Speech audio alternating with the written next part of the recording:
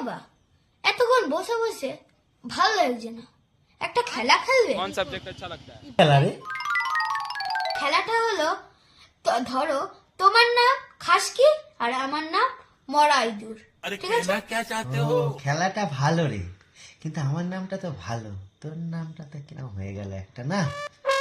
সব বাদ দাও, খেলা তো আমি তোমার, ঠিক আছে? তারপরে আমি তোমার নাম ধরে রাখবো, তুমি আমার নাম ধরে রাখবে, ঠিক আছে?